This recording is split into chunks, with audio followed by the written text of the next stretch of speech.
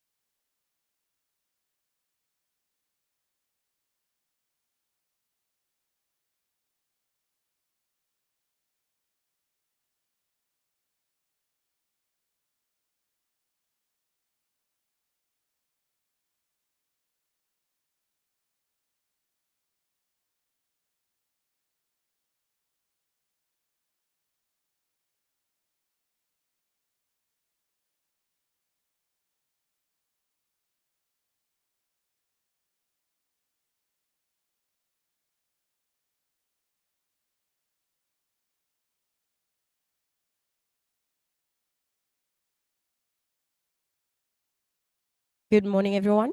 Please show with a thumbs up if you can hear me.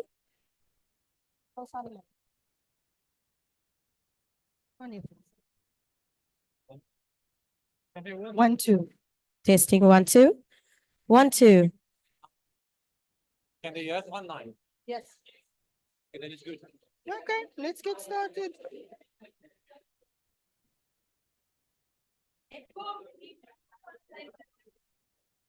Hello, everyone.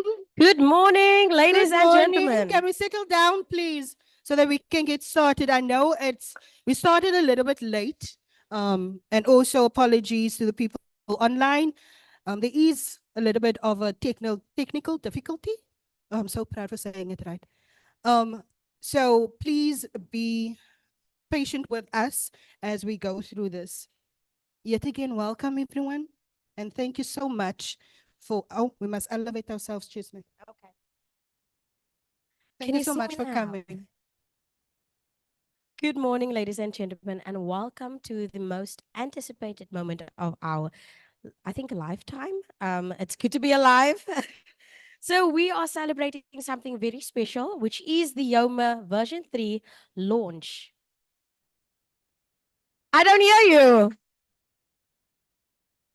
So just to get things a little bit shaken up, we're going to do a little bit of a call and response. So if when I say Yoma, you are going to be saying version 3. Version 3. Yeah. Nah? Okay, ready everyone? Yoma! Yoma!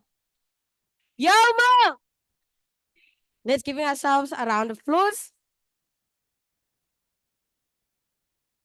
Okay, let's get this show started. So my name is Chantal, and I will be your host for this duration. Say it like this. The person next to me is Chesney 14. So she will also be with us, with me. Yeah. So I am going to announce the very first speaker to come up. He is the co-founder of Yoma and also the founder of R Labs. He didn't want me to say his second name because I am going to embarrass him. So let's call up Marlon Parker.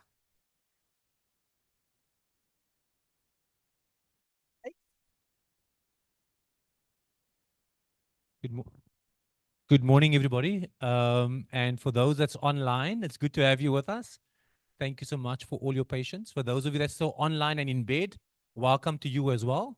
And yeah, I think it's been an interesting kind of journey. And again, welcome to the Yoma version 3 launch. I know there were so many people and the team that put a lot of hours into this. But I just gonna, before I share what I wanted to share, I want to tell you a little story. So how many of you remember the 25th of April, 1921? What were you doing on the 25th of April, 1921? Speak to your neighbors. Those of you online in the chat, you can drop and tell us where you were on the 25th of April, 1921. Just ask your neighbor quickly, very quickly. I see some people are thinking hard.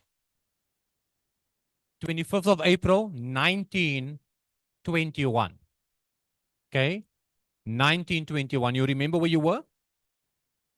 I see some nods. Some people don't know where they were. So, 25th of April, 1921 was a very interesting time because during that time, there was a young lady that was born. And this lady would go on to live through World War II. And in South Africa, she would live through apartheid.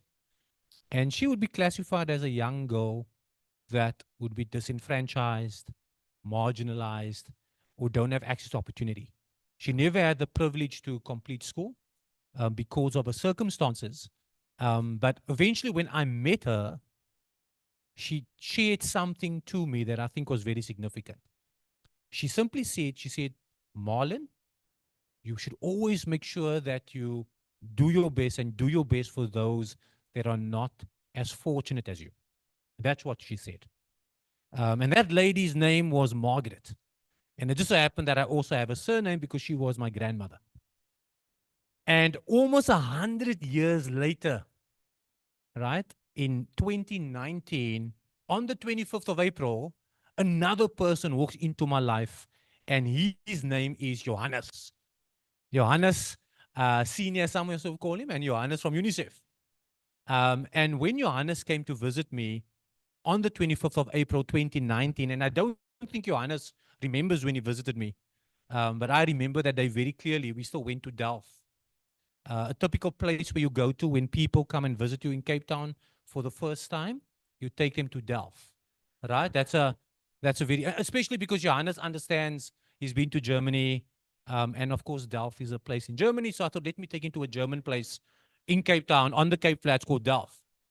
And while we were on that day, there was this kind of dream that he had, and this aspiration where we said we needed to ensure that whatever we do is going to create opportunities for young people in Africa. And the same words that my grandmother iterated and shared with me were the words that I heard from Johannes's mouth. And immediately something connected for me, right? And it's just also very significant that I actually met him on the day when my grandmother was born, almost 100 years later. Now, it was out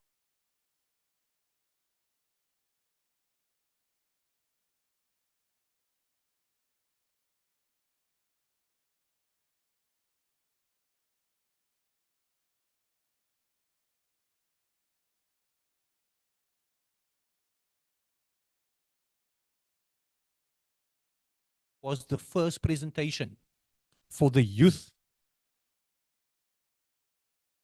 Time we thought we were all using Uber, so we thought, what a cool name if we can call it Uber. Youth being on the move, right? Youth being connected with things. But clearly Uber didn't stick. And I'm very happy it didn't stick, because it was out of that eventually we started and embarked on this incredible journey called Yoma. And Yoma, and the reason why our labs is extremely passionate and committed to the cause of Yoma, because Yoma is committed to the cause of young people in Africa, especially those that have been excluded from opportunities, especially those that even though the world tells them they're not good enough, we are saying they are more than enough. And that, I think, is really the reason why we are committed to this amazing initiative, this amazing platform that has already transformed and changed so many lives. But we understand and we know that this is only but the beginning. So when you think about Yoma, it's not just something that started 5 years ago. It actually it's rooted in 100-year journey, because those were very same words that I heard when I was growing up as a child. So I just want to say that, again, a big special welcome. The vision of Yoma, of course, is to ensure that every young person that has agency, any young person that's got a desire and a drive to see change, will be able to realize change. Every young person that has a desire to be the best versions of themselves will have an opportunity to create the future that they so rightfully deserve. And that is what Yoma is all about. And of course, it's not just here in South Africa. We also send greetings to our family, Yoma family in Nigeria, in Kenya, Cote d'Ivoire, in Benin, and all these beautiful places across this continent. Because if there's one thing that we know, our young people has always been our greatest asset, right? That is what makes Africa so special. So with that, I want to welcome all of you. I want to welcome those online. And I know that we're going to have an incredible time together today as we learn more about Yoma, see the new version. The one thing about newness that always kind of gets you excited, isn't it? You all know when you're getting something new, you're excited. And I want you to have that same excitement today, because we are launching something that is not just, oh, it's a nice platform, because Yoma app, right? Just get that straight. Yes, we use technology for it, but fundamentally, Yoma is the community of people, the community of partners, that is making it so, that makes it what it is today. So that's all that I've got to share with you. And thank you so much for the opportunity, to give me the opportunity to welcome you all. And I'm going to hand back to our very special MCs. And you can give them a big round of applause, please. Chantal and Chesney. Okay, Marlon has been talking about version 3, and we've been here telling you about version 3. So I'm going to tell you the truth. I didn't know what Yoma was. Um, I didn't know it wasn't an app. I didn't know anything like that. So yesterday, as Chizen and I was sitting, I was thinking to myself, like, how can I make a person that don't know about Yoma understand Yoma? No, I couldn't. So it didn't make sense to me to explain it to people. And I think that's the reason why we're having this today, so that the people on the panelists can explain to those. There's version 1, obviously, and version 2. Now we're at version 3. So that's a lot of explaining to do for the versions that's actually happening. Um, so even though you don't understand what it is, walking out today, obviously you should know what Yoma is. So me standing there actually found out in depth what Yoma really means. And as well as what Marlon was speaking about, that it's not an app.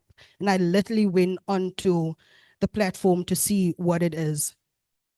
But our next speaker, Chisna, is going to explain who he is, and this speaker is online. Yes, he is.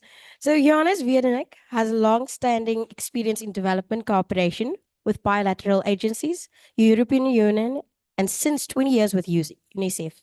He has held several positions as UNICEF head office in Guyana, Kosovo, Burundi, and Malawi. He has a proven track record of thinking differently and innovating. He believes that traditional development organizations must reinvent themselves to stay relevant and deliver results for children and young people. Recent examples in Malawi were the opening of the first humanitarian drone testing corridor in Africa, the foundation of the African Drone and Data Academy, and the use of predictive analytics to combat epidemics. Since September 2019, he has embarked on a design journey with young people in Africa that gave birth to Yoma, a youth-centric marketplace and partnership ecosystem that matches young people's aspirations with opportunities to make impact, grow their talent, and enhance their livelihood. Over to you, Janis Vedenek. Okay, thank you so much. It's such a pleasure to be here. Before I say anything, I just want just to highlight that our love goes out to the young people in Kenya, and that obviously we're also there for you in these difficult times. And really, yeah, I want to highlight it first. Yeah, so thanks so much. Thanks so much, Marlon. You're bringing history to life. And definitely what it is that whatever we do is anchored in the realities and in those that have gone before us and those that have inspired us and those that we pass on the inspiration to. So it's a great pleasure for me to be here. And my first memories, obviously, of this journey with Yoma, they were with also going to our labs and basically being in the community, being in Delft, and basically feeling the transformation is happening for young people in those communities, and that for young people that didn't have an opportunity before, hope is being given and hope is contagious, like our labs is saying. And so that's why from the beginning, Yoma has been in our labs and has been on this journey with our labs. And we are so happy that we can see that this launch of the version 3 now is happening also in our labs as an organization that is really coming out of the community, that is carried by young people. And that's also basically what inspired Yoma, is this power of transformation of young people if you give them the opportunity. And in the journey of Yoma, it came out of a design thinking process in 5 different African countries. And basically what young people highlighted was very much that there's not enough opportunities for them, that their talent is universal, but the opportunities they get are not. And the second thing was really that they feel fragmentation and that institutions that are supposed to help them are often focused more on projects and project cycles than they are focused on the young person herself or himself. And therefore, the key was to put the young person at the center and to basically build an ecosystem around the young person where the young person is in charge and can navigate the ecosystem. So Yoma, while we are now launching the version 3 of the Yoma platform, is much more than a platform. Yoma is an ecosystem of partners, and we have partners right here. Obviously, there's our labs. There is Goodwill. It's our community focused solution. There is obviously many partners like GSZ, atingi, our preferred learning platform. And there is also Umusi, basically that supports the digital learning. And there is DIDX as our partner in terms of reader tech development, to whom we also owe thanks for this version 3. So it's an ecosystem solution to which we also have very strong partners coming in from the private sector. And I'm very happy to have Accenture here, who are supporting us with SAP and many others. And so the key is really that we have an ecosystem solution to put the young person at the center, the young person's ability to navigate, as somebody once has phrased it, players first. So young people are first, you as the young people. And it's a privilege for me to have been part of this journey. And so what came out of this design thinking process was basically these two problems that young people wanted to solve with us, which was fragmentation, putting young people at the center, and the second one was increasing opportunities. And all of that in an ecosystem solution that is managed by young people, and that's why we are so happy that the young operations team is hosted in our labs, is supporting the Yoma community every day, and we are progressively handing over more and more to the young people with the vision itself that in the end Yoma will be owned by the young people, predominantly in Africa, which is now our focus, but it goes beyond Africa. And we have colleagues here from, for instance, the Philippines, Trinidad and Tobago. So it's a wonderful journey. It has been an inspiring journey because it has been driven by young people, and personally, I've also learned a lot. And so we went through the different versions, and our real kickoff was, and the big thanks to GSZ, our big kickoff was that we won an international competition, the Smart Development Hackathon, and that gave us all, remember those nights we spent on, and the video we hacked together as a small team, and that gave us basically the capital to start and to create version 1, which was very much a shoestring version, just to prove out the point.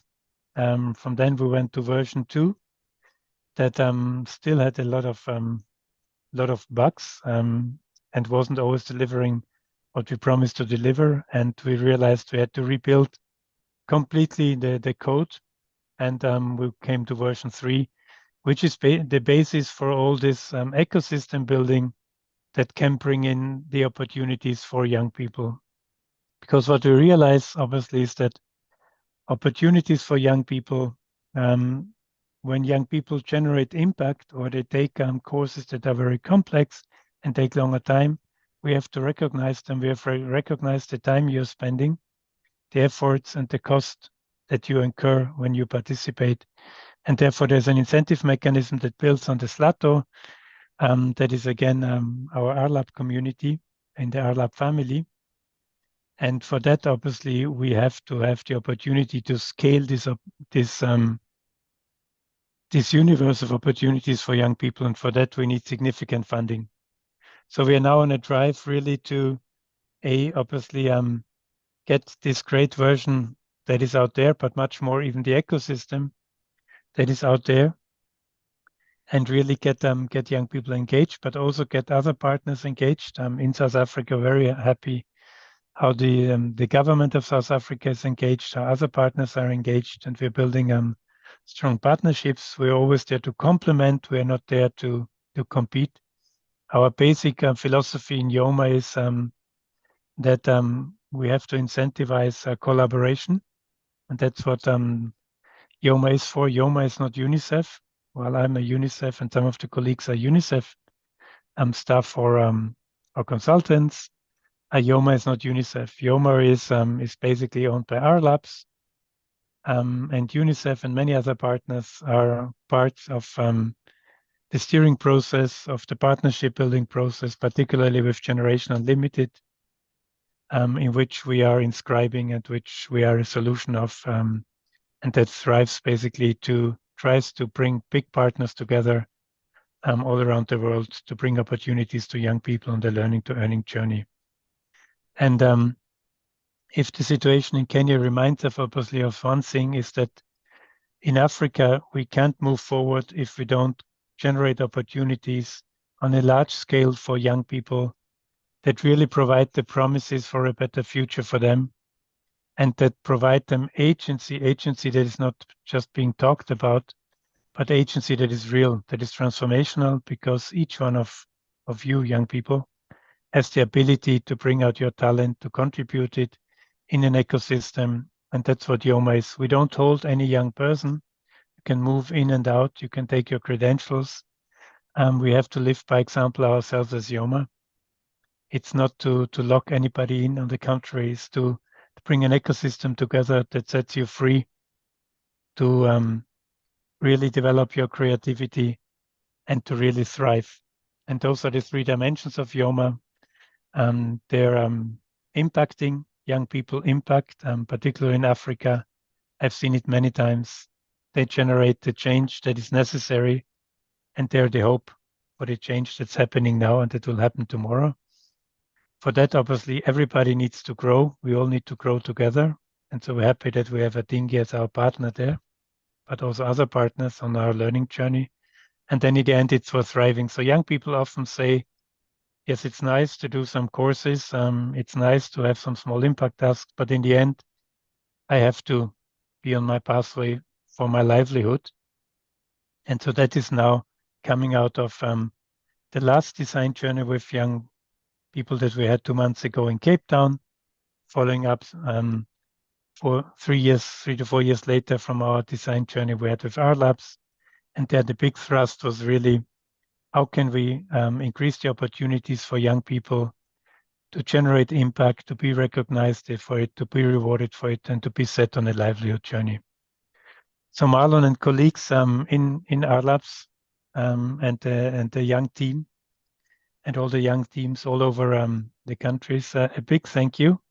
It has been an incredible journey. It has been a privilege for me, and it certainly has helped that I stay in touch with the young generation, your ideas, your inspiration, and I'm very grateful for that. Over to you.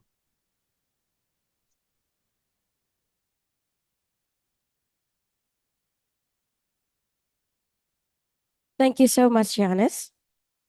My colleague and I were just, listening and really appreciating like this journey that you have taken, and we also want to thank everyone again for attending, because it has been a long journey through the versions of Yoma, and also we now want to listen to what my colleague has to say about our next speaker. I'm just introducing her. I'm not giving the whole soliloquy like she is. So our next speaker is Nina Brandner. I hope I'm saying it right. Nina Brandner is an advisor and digital learning specialist with 5 years of experience at the GIZ Atingi project, where she has also served as a key liaison to Yoma. Alongside managing strategic partnerships and networks, she has been responsible for gender and inclusion initiatives since 2022. Before joining GIZ, Nina was active as social entrepreneur, focused on youth empowerment through entrepreneurship and community building. Over to you, Nina. Thank you so much. May I ask if I can share my screen?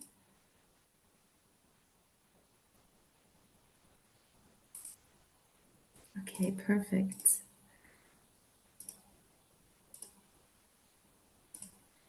Thank you, because I think it's much easier if you also have a bit of a visual. All right. Hello, everyone. Dear esteemed partners and guests, I am super grateful to have been asked to speak at this launch event of the Yoma version 3, which also gives us a chance to celebrate this great partnership between Yoma and the GIZ e-learning project atingi.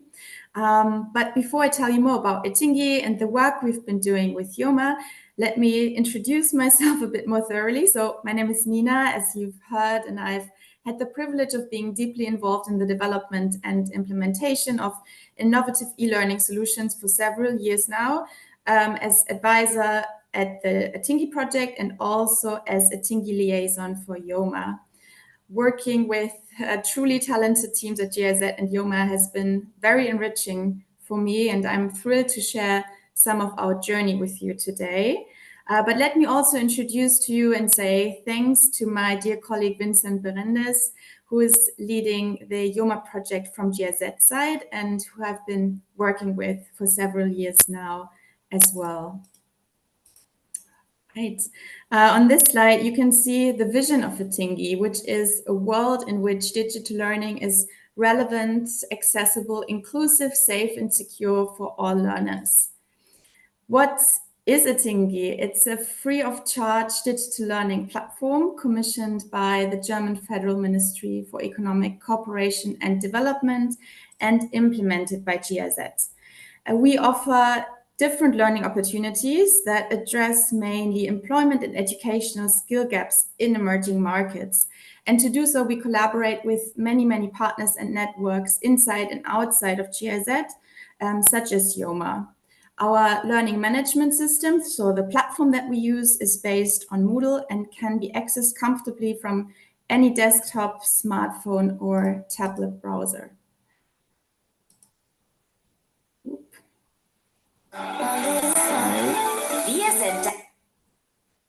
Okay. All right, you see some of our numbers here on this slide. So until today, we have reached over 22 million people with our learning offers, also thanks to the huge Yoma network. Over 1 million learners that are registered currently on the atingi platform. We offer more than 550 courses in our open content library, so you can simply sign in and start learning there at any time. These courses are offered in over 21 languages, and we are also proud to say that 41% of our registered learners are female, which is also a goal of ours to push women's empowerment and learning as well. And as I've already mentioned, partnerships are truly integral to our work, and currently we work with 370 global partners. With our learning offers, we truly target young learners all over. The only requirement is that you are above 16 years of age, you have access to the internet and a mobile device. In our content library, as I said, we offer over 550 courses. Here you can see some of the topics that we cover there, but in truth, it really is much more. So feel free to browse through the content library yourself, or you can also have a look at our catalog where we cover all of the English course portfolio. I want to say a bit more about the partnership with Yoma. In the Yoma ecosystem, atingi is also known as Yoma's learning engine, as more than 50% of the learning opportunities on Yoma are atingi courses. But beyond this joint course portfolio, we also collaborate when it comes to tech integration, comms activities, and partner acquisition and networking. Here you see what we came up with last year, which I think is truly a great step in our partnership because it allows learners from Yoma to easily log on to atingi. So you see here an example of how it works. So you simply select a learning opportunity on Yoma. You go to that opportunity and can use your Yoma credentials to sign on to atingi, and then with the certificate to go back to Yoma and redeem your or to claim your rewards. Atingi learning opportunities, as I said, are featured on Yoma. yes, as the different courses that you can directly jump to. But also on Atingi, you see here the Atingi content library. We show, different Yoma courses. There's a dedicated filter, so you can find the courses right away that allow you to gain Slato. And in these courses, you can also see in the course description that they are also featured on Yoma. Beyond the joint course portfolio, we have also been engaged in joint course development. We developed around 20 courses together, primarily short learning nuggets that are up to 15 minutes long, and shall serve as a source of motivation to learners to then continue engaging in Yoma and Atingi. I featured here 3 different learning nuggets that we developed together that will also that we will also work with in this afternoon in our working session. And I also want to advertise that session here by introducing those learning nuggets to you. The first one is on data awareness. And this is really like a game because you simulate a regular day in an immersive learning experience while learning who collects your data when you go online, how it's used, and what you can do to protect it. The second course is how to be a successful online learner. So you learn more about how to best organize your learning journey. And the last one, Women in Tech. Here you play a memory game, and through that game meet inspiring women who are successful in the tech industry, and they tell you a bit about that journey to success. As I mentioned, we have also been engaged in joint communication and campaigning. Here you see some examples of those campaigns, and I want to particularly draw attention to the campaign on the right-hand side, Yoma Meets AI, which is launched today via also a great partner of Yoma, the Goodwall platform. And this campaign also features a course that's been jointly developed with Yoma and Atingi. It's a course on how to get involved in AI, also a very fun way to learn and become engaged. Thank you so much for your attention. Thank you for the organizers of this great event. And also, of course, to all of you being here, eager to engage, connect, and learn. And we are looking forward to seeing you all at Atingi and Yoma in the future. Thank you so much.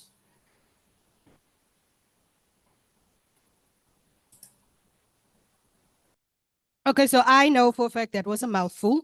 Are you guys still with us? Are you still with us? I don't think we can hear you. Are you still with us? I still don't see the excitement. But anyway, so we are going to a video next that we're going to play.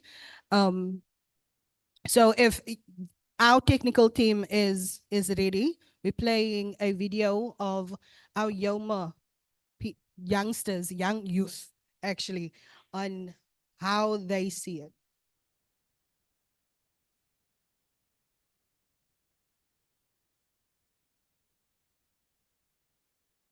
Okay, technical difficulties again. So how you doing? But anyway, until that happens, like Nina said a lot, and what atingi, I don't know what atingi was, and I listened very carefully what atingi was. I still don't know what it is. But anyway, it made sense to everything that she said. I'm definitely going online and seeing what it is for all the stuff that they have achieved. We ready?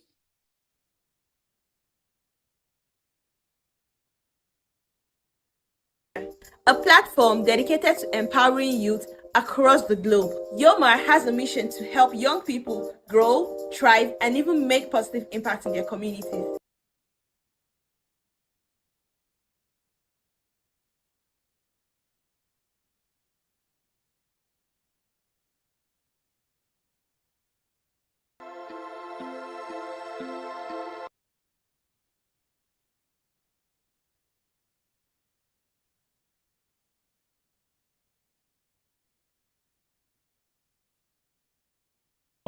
Nigeria, of course. Right. I'm actually 25, 25 years at the moment. So before I joined Yoma, my experience was more of I was trying to like find my footing, right? I was quite young. I was 21 at that time, and I was kind of like everywhere, looking out for how I could learn skills, build myself, but I really didn't know what platform or where to go to gather all those skills together. And I mean, I was always filled with ideas in my head, right? So that was like, a backlog story before I got to discover about Yoma.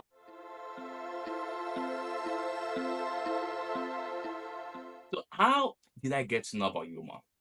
Well, I did mention I was kind of like everywhere, right? And in my pursuit to be everywhere, I got to stumble across Yoma. This was like in 2020. That was during the pandemic. Right? It wasn't a funny time for me because I was in a very, very remote village area in Owerri State. That was in the east. But I came across Yoma and somehow I just connected to me because Yuma actually had my story, right? It had what I was looking for, and that was how I got to know about Yuma.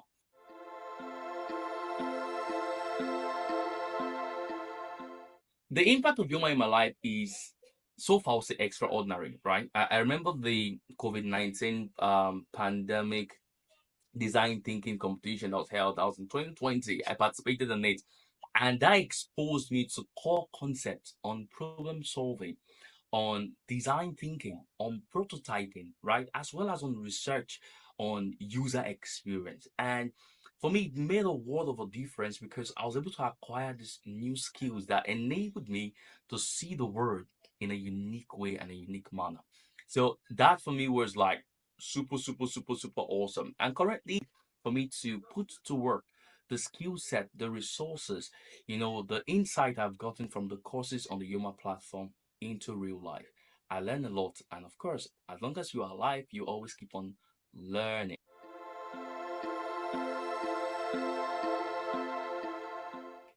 Why would I recommend Yoma to anybody? Now, this is it. See, it's me, right? It's me. 4 reasons. Number one, if you're looking for a direction for your life, come to Yoma. Number two, if you're looking at building resources into yourself to make yourself needful, in the market, wherever you find us in the marketplace, come to Yoma. Number three, if you're looking at making a difference in the world by becoming an advocate, all right, of resources that build people, come to Yoma. Number four, if you want to make your voice heard, use Yoma resources because in those resources, therein reside the tools to give you the global advantage you see.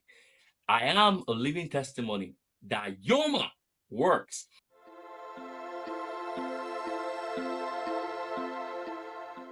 One positive message to youth out there. Okay, see.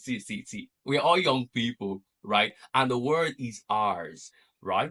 They said the future of tomorrow resides in the youth of today. And that's a very powerful message. You are capable of making a difference. You are capable of making hope contagious. You are capable of driving impact wherever you find yourself. Humor is that tool that can amplify your voice to make a difference in your world. I remain Elijah Moses. Thank you. Thank you so much, Elijah. Ladies and gentlemen, if you do not know who that gentleman is, that is Elijah Moses, who heads up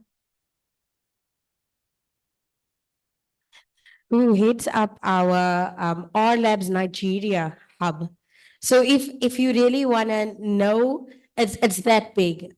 And if you listen carefully to what Elijah said, Yoma is a platform that really impacts you. So if you're on your phone scrolling, why don't you put some good time to use going over what Yoma is, going through some of the courses in atingi, because some of you here are part of our staff, some of you are part of our interns, some of you are part of our guest that has joined us today.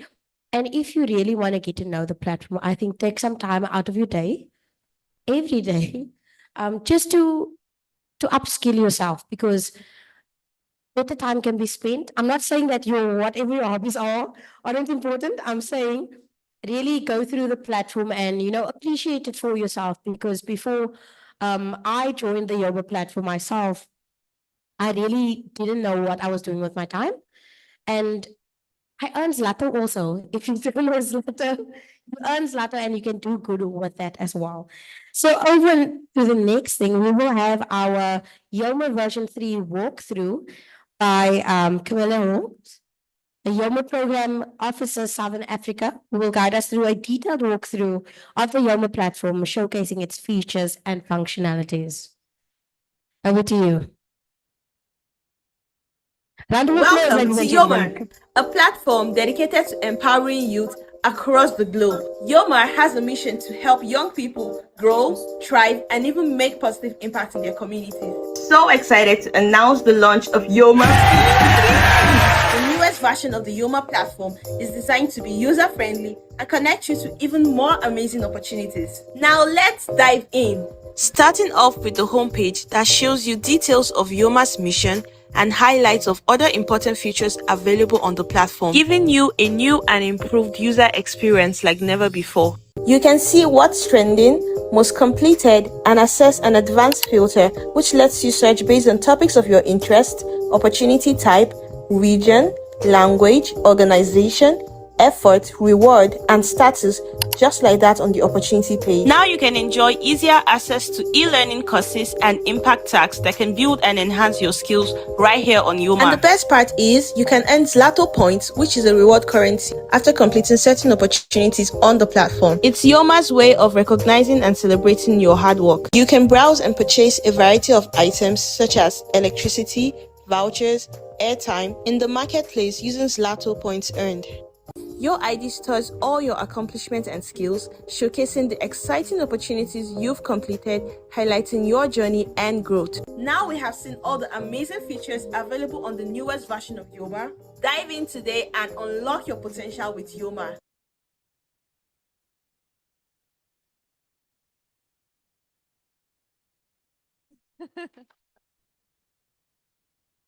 Okay, hello. Do I have to turn it off?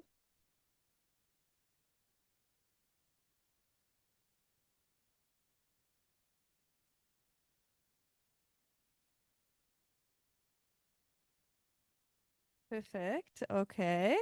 Hello, everyone. I am Camila. I've been with Yoma for the past 4 years, so a very long time, and I'm part of the global team together with Johannes and some other colleagues. And I'm super happy to provide you or to demonstrate version 3 of Yoma today to you. And I think everyone can see my screen now. Can you? Yes? Is that possible? Yeah. I think we're still struggling here. I'm just going to wait for a second. Can you see my screen? Don't think so. There we go. Okay, perfect. Okay, so let's get going. I've typed in yoma.world. So when you type in yoma.world in the search bar, you'll get to this beautiful homepage. And this is a new feature of Yoma where we really explain what Yoma is.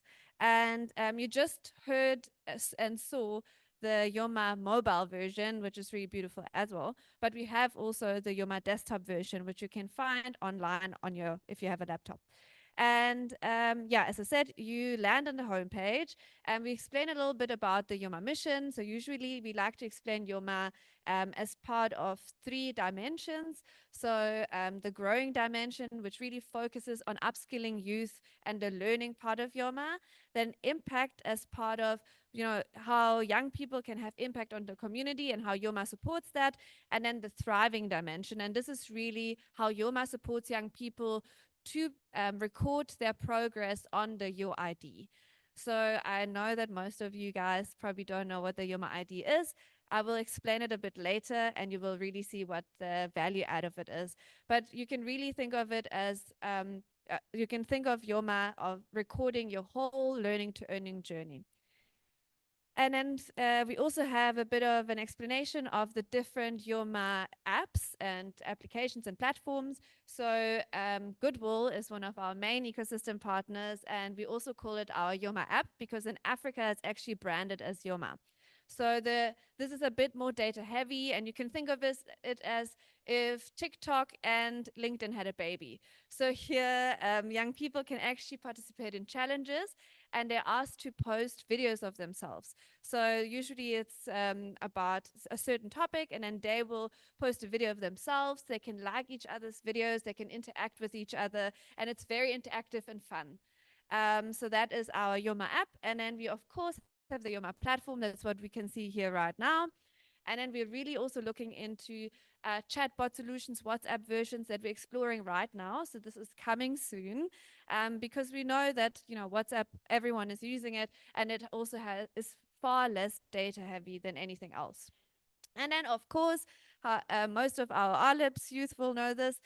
We do have Slato tokens on the Yoma platform, which are redeemable in South Africa and Nigeria. Yeah, so you can see that here as well and can read up on it a little bit. But I really want to go into the opportunity section, because this is really the relevant part for young people. And here you can see we have a search bar, so you can just type in any keywords that you're interested in.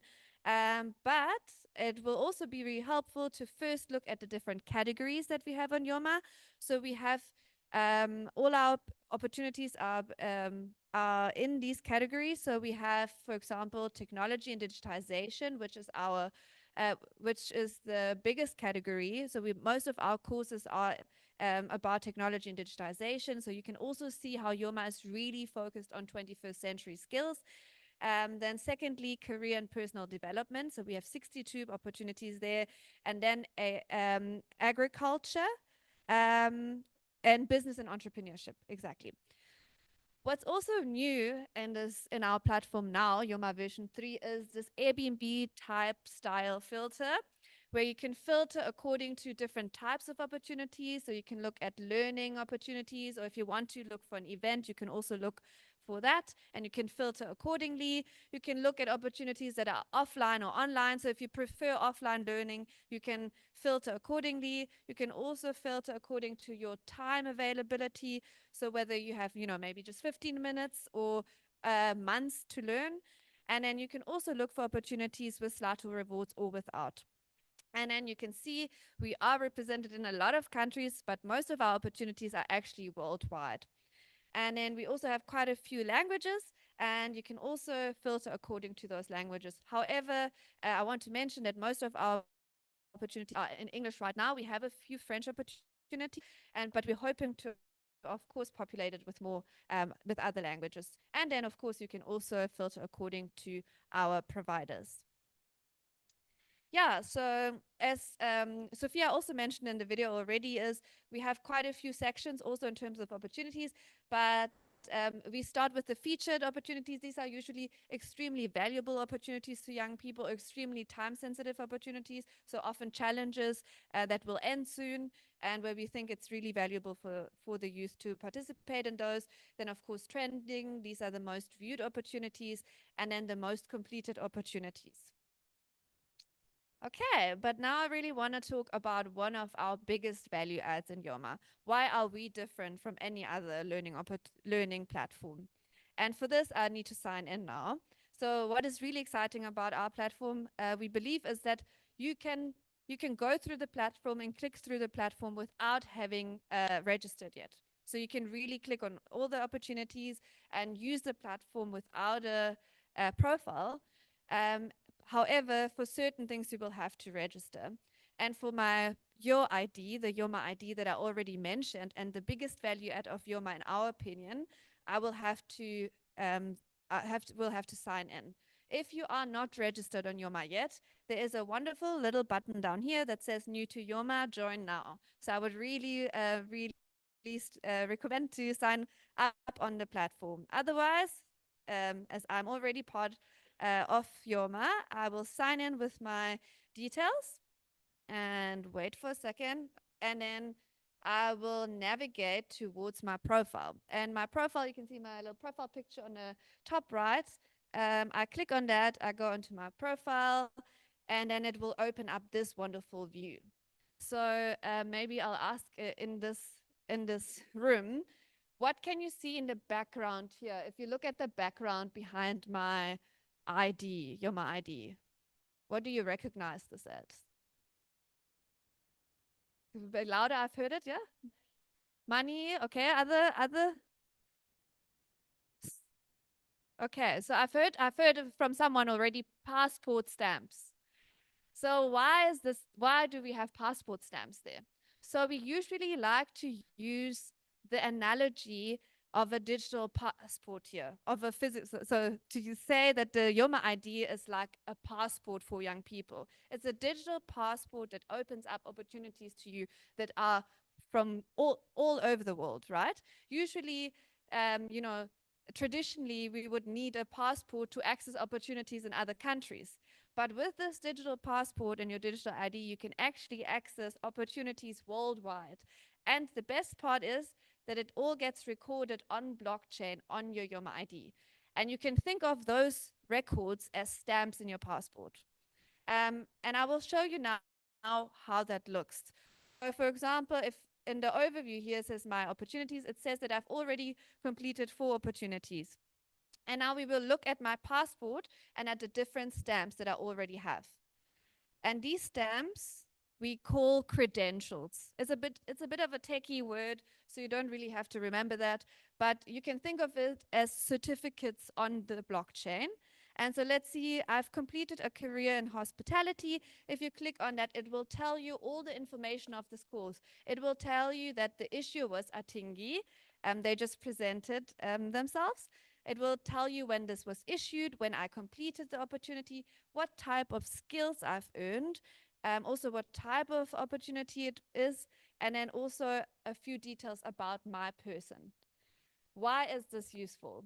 Well, if you as a young person want to go to an employer and show that you've actually earned skills and that you actually have proof of your learning journey, you can show them this. This is recorded on blockchain.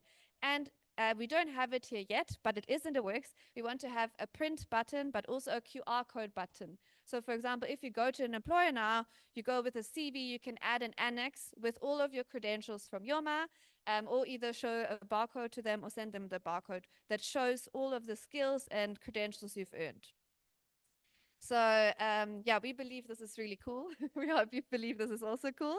And you can see that here on my little Yoma ID, you can see 100 and then the little Slato sign. So this means I've already earned Slatos for completing some of these opportunities. And with these Slatos, I can go into the marketplace and buy different type of vouchers in South Africa and Nigeria. However, the store is only available in South Africa and Nigeria.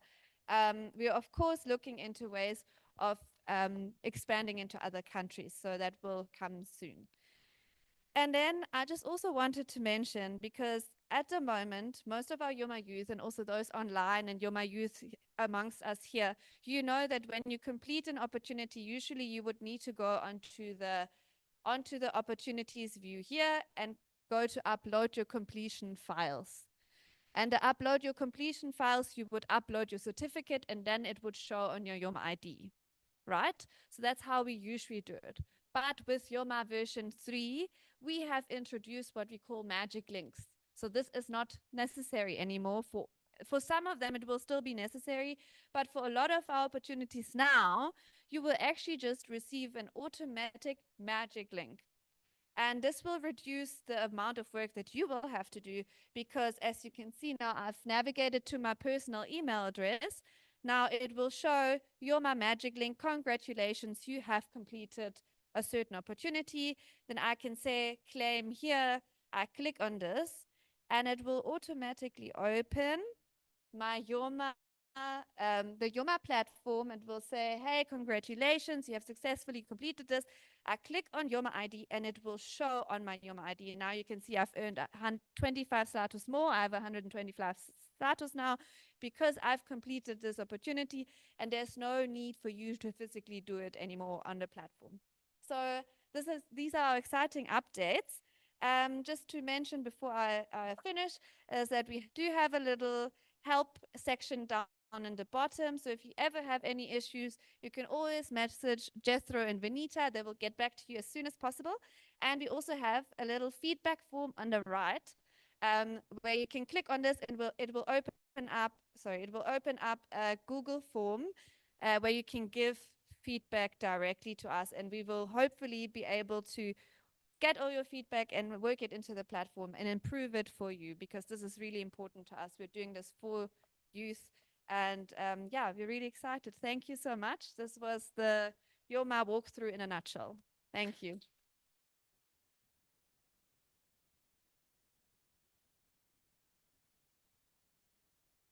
Thank you so much, Camilla.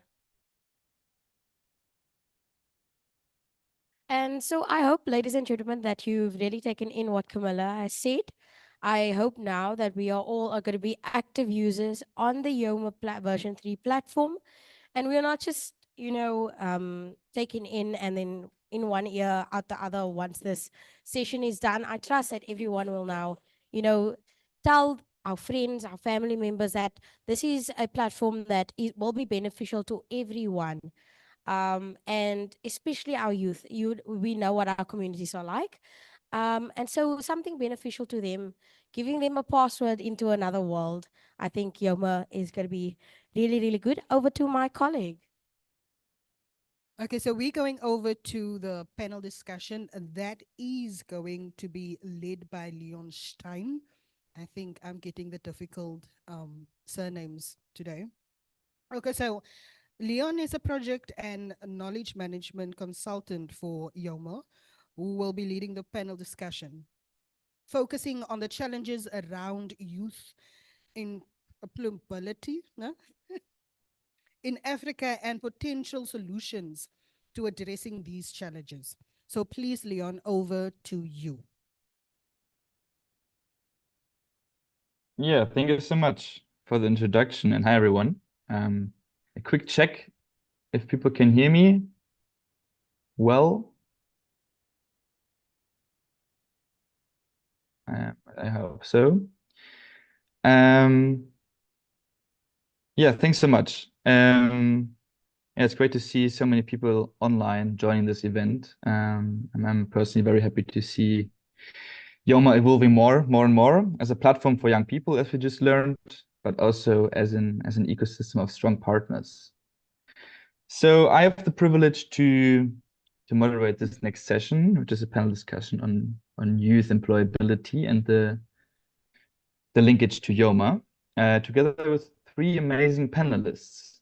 Given we have only around 20 minutes for this slot, I would like to get us going by introducing our amazing panelists. I hope you guys are all online. First of all, we have Johannes Paulus, the CEO and founder of the Africa Skills Alliance. Johannes is a youth development expert with over a decade of experience in international development, primarily focusing on empowering African youth to ensure that young people have access to quality education and acquire relevant skills needed. Previously, Johannes was also working with UNICEF, actually, in Nigeria and also Niger, where he was leading the implementation of the GNU portfolio, which includes the implementation of Yoma in West Africa and reaching over 2 million youth with skilling and livelihood opportunities. Yeah, welcome, Johannes. Great to have you here. Thank you, Leon. Thank you. Perfect. And secondly, I'm welcoming Brian Kaya from UNICEF Kenya. Brian also has significant experience working in project management development, with particular expertise in technology for development, education, as well as youth engagement. More specifically, Brian is the manager of UniTalk, which is Kenya's local version of YouReport. And YouReport is UNICEF's youth engagement and an in-house messaging tool. And also, as part of his role, he's successfully leading the Yoma implementation in Kenya, which is a priority country for Yoma as well. So welcome, Brian. Great to have you here. Thank you so much, Leon. Thank you. And thirdly, I'm welcoming Farai Ntuli. Farai is the Africa Livelihoods Education Lead for the Accenture Development Partnerships team. And in her role with Accenture, she works with clients also from the international development space, for example, us at UNICEF, to address social, political, economic challenges And she also recently led the programmatic review exercise, which Accenture was conducting on Yoma actually, to assess the progress we made so far, and also to provide recommendations for the future development. Farah is also a TEDx speaker, and she holds several leadership awards. And in her spare time, she's running an initiative on her social media called Impact with Farai, where she sharing key tools and information with young people to better position themselves for employment. And her content reached over 120,000 young people up to date. So welcome, Farai. Great to have you here. Hi, Leon. Hi, everyone. Thank you so much and excited to be here. Yeah, lovely to have you guys. So many thanks again to all three of you for joining us. For this session, I prepared 3 questions, so one for each one of you. In case there's some time left at the end, I will check with the moderators. I would consider asking a small follow-up question. And after this panel discussion, actually, we will also have a small slot for some questions for the audience, either for you or also for the other keynote speakers before. So it would be great if you can stay some more minutes afterwards. Yeah, as a short intro, I think we heard great speeches today already from Marlon, Johannes, on the story of Yoma, how it came together, from Nina on the atingi partnership, and now you also had a great and insightful platform walkthrough from Camilla. But especially for the first question, I would like us to zoom a bit out again and look at the bigger picture, which is bringing us together under the umbrella of Yoma, which is the pure lack, and I think Johannes mentioned at the beginning, the pure lack, but also the fragmentation of opportunities for young people. And of course, this problem is also linked back to the phenomena what we refer to as a learning and employability crisis, especially in Africa, but also beyond. So I'm looking at you, Johannes, here for the first question. I would like you to ask, how exactly does the learning and employability crisis look like for young people in Africa and beyond? And what are their key challenges right now? Over to you. Thank you so very much. And it's really an honor to be part of this Yoma version 3 launch. I've been part of the first 2 launches, so it's really an honor. I'm Johannes, and I'm joining in from Toronto, Canada. It's still about 5:30 a.m. So I'm really honored to be with you all. I'm the founder of Africa Skills Alliance, which is a think tank which I founded a few months ago, which is pretty much focused around democratizing data around workforce development on the continent. One of the big workforce development. And maybe before I start, I just want to give an overview of the bigger problem that we are facing right now. In Africa, we are about 1.4 billion people. In fact, I just checked, it's about 1.5 billion people as of today. 70% of that number is under 30 years of age. So Africa is a very young population. It presents an opportunity, but it also presents a problem if we don't harness the potentials of young people. Close to 13 million young Africans are unemployed currently. And this number does not even include the 60 million young people that are not in any form of education, employment, or training.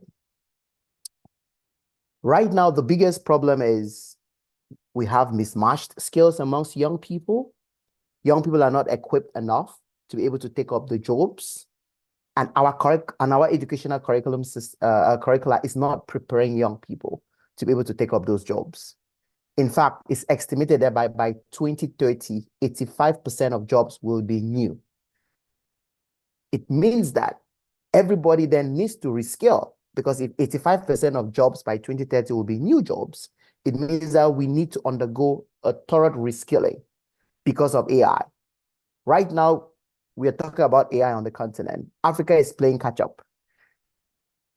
It's estimated that between 2023 to 2027, 83 million jobs would be lost. Sorry, 89 million jobs would be lost, and only 63 million jobs will be created. By 2030, 375 million youth will enter the workforce, driving Africa's workforce by 1 billion, which would be the largest so far. And also, as you may know, over 10 to 12 million young people enter the job market every year. but the job market can only absorb 3 million youth. So only 3 million formal jobs are available. So what does that mean? It means that, let me just be frank.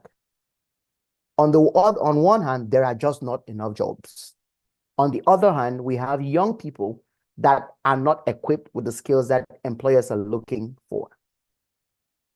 We have many young people. In fact, many years ago, it was young people that are not equipped. Now we have a lot of young people that are skilled. You know, Yoma is there. A lot of young people have taken courses. They are skilled. But where are the jobs? We don't have enough jobs.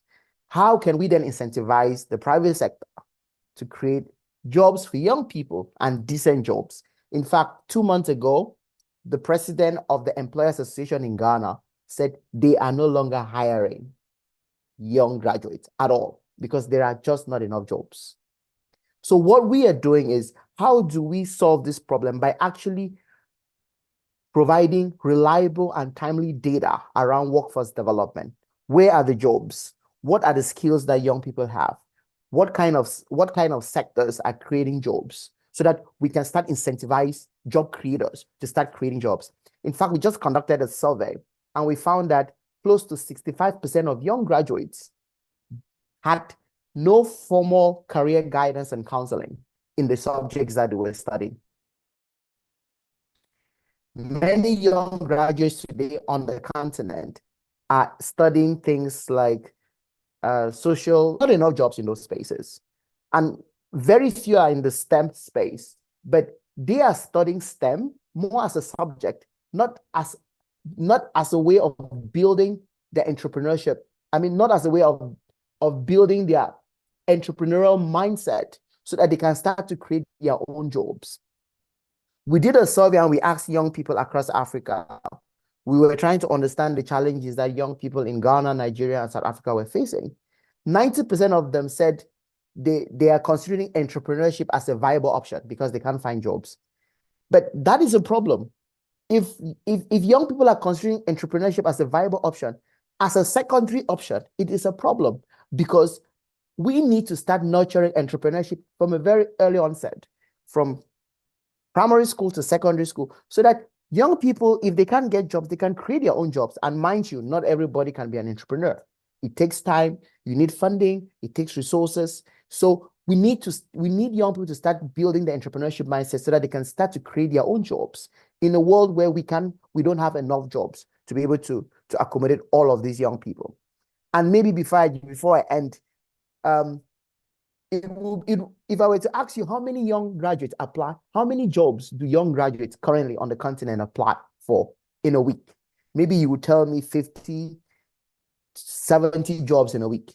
We just conducted a survey, and young people complete 1 to 5 77% of respondents complete 1 to 5 jobs in a week. It means that young people are applying for 1 job in a day. That is very minimal. That is very small. So your chances are very limited. When I finished school, I applied for almost 200 jobs, but I only had calls from 3 or 4 persons. But that is a problem. When we ask young people why are they not applying for jobs, the 80% of them said they are not incentivized to apply for jobs because they never get to hear back from their employers. Also, the jobs are not personalized jobs. They have the necessary skills that they need to apply for those jobs. And what we are doing as an organization is now we are trying to build an AI model that would help place young people into jobs based on 4 things: skill sets, experiences, career interest, and academic background. And I'm going to end there for now. Thank you. Thank you so much, Johannes. Thanks for the inputs and thanks for dialing in that early. And I see you also wearing your Yoma shirt. That's real dedication. Yeah, thanks for the inputs and for the data you shared as well with us. Once again, underlying, I think, the cause behind Yoma, but also I think at the same time offering a lot of opportunity for us and for Yoma to do more and supporting young people to equip them for the future. Yeah, after hearing these inputs, I think it would be great to get some more specific insight from an in-country experience and also hear about potential solutions. And I'm looking at Brian here. I think you're also wearing your Yoma hoodie, I think. For the next session, we will also get you a Yoma shirt. So Brian, yeah, could you please share, also responding a bit to Johannes, share approaches or an example also how UNICEF in Kenya aims to address these challenges? And secondly, also, how do you think Yoma can best support that? Over to you. Thank you so much, Leon. As you mentioned, my name is Brian Kerr. I work for the UNICEF Kenya country office, leading on the engagement, basically just engaging young people, empowering them and skilling them. To give an overview of and linking up with what Johannes has just shared, UNICEF has several initiatives that are aimed to address the learning crisis as well as improve the employability of young people in Kenya. Before I continue, let me say hi to my Kenyan young people who've joined the link. They might skin me when we are back to the WhatsApp groups, but just going back to where I was, is these several initiatives have been focusing on different strategies and looking at what the young people are saying. And to give insights practically of how we are doing it in Kenya is Yoma and the different initiatives we run concurrently run with our U-Report program. It's called UniTalk, where we have young people, where we're utilizing the feedback and the engagement that we get from young people to tailor-make programs that address their specific needs and even trying to achieve some of the objectives and the aspirations of the Kenyan young people. We've had several initiatives involving collaborations with government, local communities, as well as different stakeholders, just to ensure that whatever program we are coming up with is responsive to the local needs, as well as young people feel they have given a voice to this. And even as we move on, we've had several digital platforms, but I would say Yoma has been key for us in skilling, in provision of the small, short courses that we've been able to run. But this was in the past 2 years, we ran the program independently, and we realized that was not really helpful for the young people. As Johannes has mentioned, there are so many skilling courses out here that these young people have been able to do. These young people are qualified, just so you know. These are graduates, some of them, but they've done maybe courses that are not marketable. So looking at the gap, we realized that what if we promote a specific skilling course on Yoma that fully addresses the whole pathway. And to give this, I'll give an example of the out-of-school data collection program that we had. So what we did for the Kenyan people is we promoted a data collection course on Yoma, where we asked young people to take a short course on that to understand the basics of data collection. We went ahead as a country office, looked for an opportunity with the education section, where they were mapping out the out-of-school children through a program that is an out-of-school program within the UNICEF Kenya Country Office education section side. And they really wanted to assess the number of young people that have benefited from this program, the young people, the students who have benefited from this program, but also looking at how do they get a full number of the impact of the program. So we saw the gap, we came up with an opportunity where we skilled young people, linked them up to this opportunity where we had young people, I would say over 613 young people. We sent them to 16 counties to work as data collectors. They were able to capture the data, presented reports, and just to speak as a solution, we had the whole cycle being, young people being involved. So I'm sure the young people who are here, who are involved in other spaces that maybe are not techie. So we had young people who are doing transport business, providing hospitality needs for the young guys who are doing data collection. That is just a key highlight. Just coming to your second question is, looking at how does Yoma come in? I think Yoma comes in because of the different ecosystem partners we have on the platform. And then looking at how do we ensure that there's a full pathway for young people, knowing that once they are skilled up on this, there's an opportunity that can be able to be presented for them, that they know it's like a low-hanging fruit for them. Just to end is to bring into context what is currently happening is we have a set of young people who are really promised opportunities, and they are now on the streets demanding to see these opportunities. So looking at Yoma and seeing what gap do we have is even looking at how do you ensure that you are promoting and bringing up courses that are relevant, but also Yoma moving a notch higher and saying we can even provide some micro gigs for these young people, or even giving them solutions that maybe where we are, we can be able to look for these opportunities and link them up to those opportunities. Thank you, and over to you, Liam. Thank you so much, Brian. Thanks so much for sharing that. Always inspiring to hear from you and the work you and your team are doing on the ground to actually work with young people for the young people. I think especially the data collection exercise is a great example for this youth for change concept that we as Yoma also try to bring forward. Supporting young people to become agent of change and supporting them on the journey, which is even more important right now. Also, referring back to Johannes' initial words, when we observe the situation in Kenya at the moment, right? So just cemented our thoughts, of course, with the young people in Kenya who are stepping up, protesting right now for their rights and their own future. So thanks for sharing, Brian. Much appreciated. Great to have you here. Not looking at the time, but we are fairly good. So the third question for Rise is for you now. Based also on your experience with Accenture, like to bring in the perspective of the private sector in this discussion as well. So building on the thoughts and reflections from Johannes and Brian, what do you think? What role should the private sector in Africa play to support young people to transition from learning to actual earning activities? Thanks so much. Over to you. Thanks, Leon, and very good morning, everyone. And thank you to what the panelists have shared. I think it's so important looking at, how we do need to create opportunities for young people. We look at the power of young people. We've heard a lot of stats in terms of, what the future is looking like. And it's really great that in this conversation, we're also including what the role is of the private sector in Africa.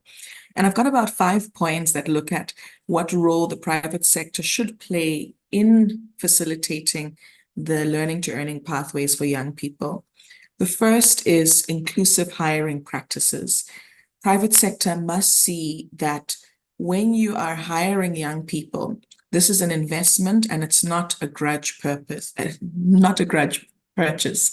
I'm grateful to be where I am because it took different members of the private sector who believed in me as a young person and gave me opportunities and access to rooms that as a young person I would not traditionally have access to. And so I think that is proof that when you do see a young person, you see the potential that they bring, you see the eagerness that they have to learn. And if inclusivity is embedded in your hiring practices, then you ensure that you hire young people, you mentor them, you train them, you upskill them so that they can thrive within your workplace. So that is really, really key, embedding inclusive hiring in just the daily operations of the private sector.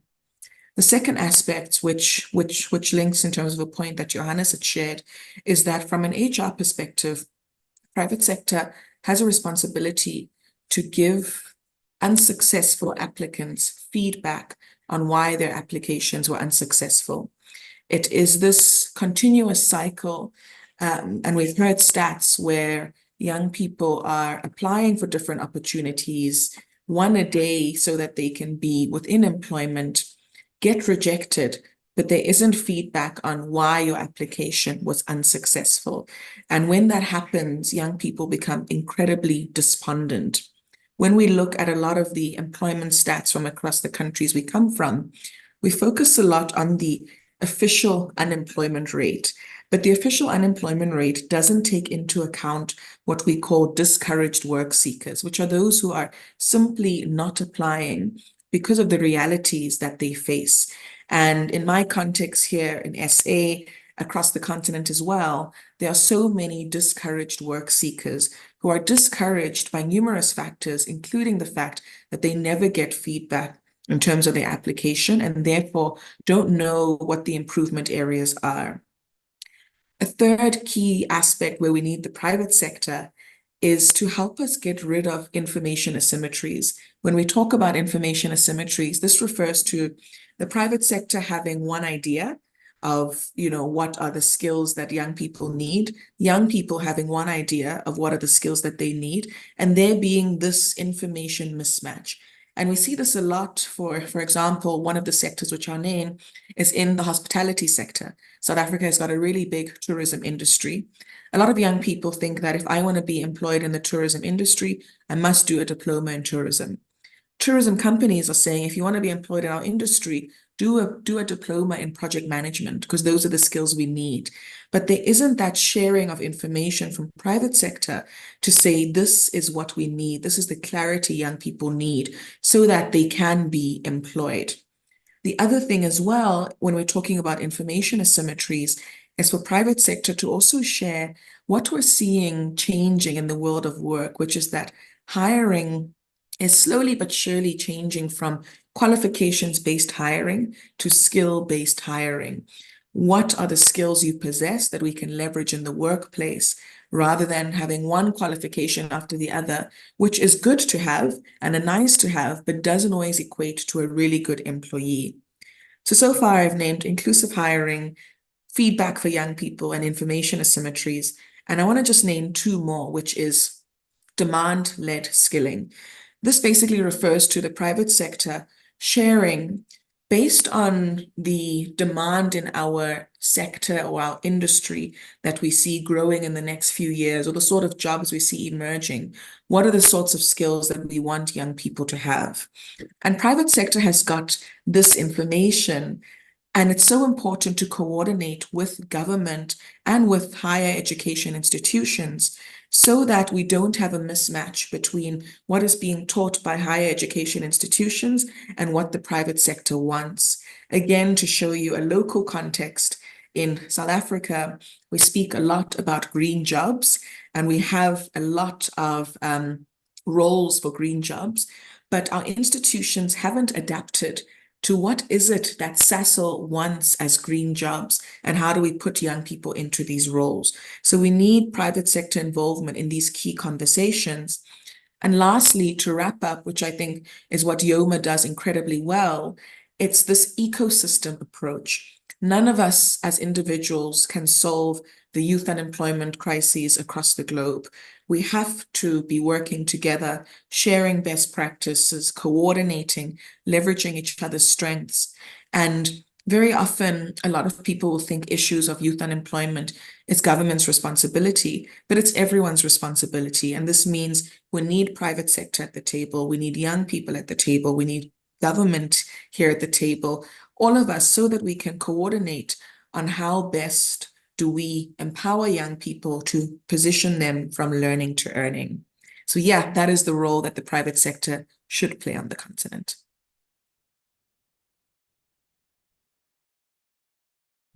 Thank you so much, Farai, for the great inputs, and thanks to all of you for speaking. I would, in case you want to quickly react on each other's thoughts, I think we have 2 or 3 more minutes in case you want to add anything.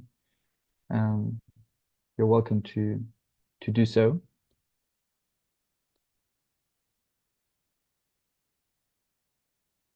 All good. That's fine. Yeah, then looking at the time, I think I'm slowly wrapping up then the session. We have another slot afterwards for some questions. So yeah, thanks again so much to all 3 of you for joining us and providing your valuable inputs from different perspectives. So again, it would be great if you can stay online for some more minutes for potential questions from the group or audience. Yeah, but before handing back to the moderators, I also would like to put some concluding remarks here based on the inputs we heard. And it's very close to what you said, Farai. I think besides the importance of understanding the youth perspective, right, in this discussion, and keeping Yoma as a solution youth-centric, I think having you 3 guys from different backgrounds here, I think also shows the actual power and importance of collaboration and not working in silos, but also work across different sectors and bring in different stakeholders, not only in global level, but I think also, yeah, building an ecosystem, working closely with stakeholders locally in different countries. I think, Brian, you mentioned it as well. You have a lot of different partners involved in the programming locally. Johannes, you were highly involved in working with local partners in Nigeria as well. because this is actually needed to be able to understand the local needs of the young people and also of the labor market. So yeah, thanks a lot. And I think, again, only this way we can actually tackle these big challenges we are just talking about. And in the core, this is what Yoma is trying to do, connecting value-aligned partners under the mission to support young people. And so, yeah, finally, with closing the session, I think we'd also like to refer back to the great story we had from Elijah earlier, and also closing the loop with the great platform walkthrough that Camilla did. Young people need to be in the center in the end, right? And it's about connecting young people to meaningful and relevant opportunities, not only online, but also offline, which also UNICEF is doing a great job. So only this way we can ensure we can support them as actual drivers of change, because young people are out there, they're eager to drive change, they're willing to impact their communities. But we can do more, can do the best to actually equip them with the support and the skills they need. Because in the end, we want to enable them to participate in the society, in the labor market, and also to earn an income. So I'm closing with that. Thanks a lot again for joining. I think it was a great discussion, and you're my champions, all three of you. Thanks for all your hard work in the past and in the future. So thanks a lot, and handing back over to the moderator.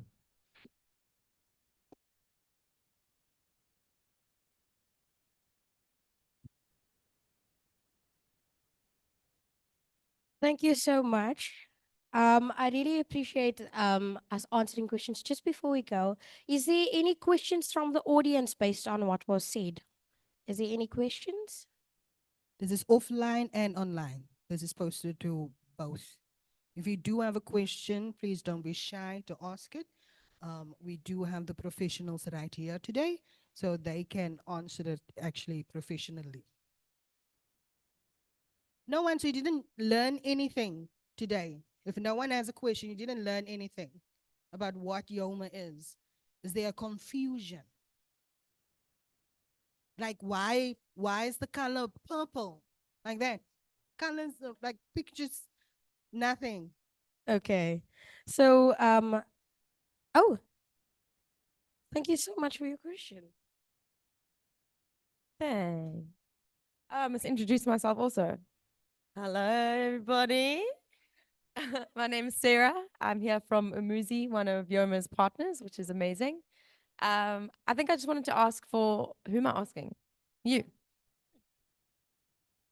Oh, on the panel. Hello. Hello, people online. My question is about Yoma, though. I hope that's okay. And the question is, for the opportunities that are available, is it a hybrid? Is it a combination of online and offline opportunities, learning opportunities, and what does that look like? So, yeah. Is it all digital based, or are there some in-person things as well? We can actually give it over to Desmay. Desmay can answer that very nicely for you. And just about Desmay, I just want to quickly also, before she answers the question, I would like to introduce and hand over to Leon. Oh, Leon, do you have an answer for that question? I'm also happy to to hand over to Desmond in case she wants to answer. No, she doesn't want to. She would like you to answer it. Okay. Actually. That's fine. I think for sure, if you look at Yoma as a platform, as Camilla has presented, for sure, there's a lot of online learning opportunities there where young people can access for free, get a certificate, get the skills recorded on your ID. So yeah, for sure, part of it is happening online. But also, as we learned from Brian, actually, a lot of the programming related to Yoma and the ecosystem is also happening offline. So if UNICEF is working in the field, for example, doing an offline training, it's both actually. Can you imagine a team hosting in-person events, doing some skills training on the ground with young people? So for sure, there are also initiatives happening offline. But the great thing is then if there's a certificate issued as well at the end of the training. This is something you can bring back to Yoma and have it verified through the platform. So I think Yoma in this regard is, especially with the new version, a great example how we can actually link offline and online activities and learning together. So yeah, to answer that question. Thank you so much. I hope that answered your question. Any other questions? Any questions over here, ladies and gentlemen? No one? Over on the side, no questions? Oh, there we have a question. Thank you so much. Yes. Hi, this is so awkward. My name is Kaz. Yeah. And basically my whole question was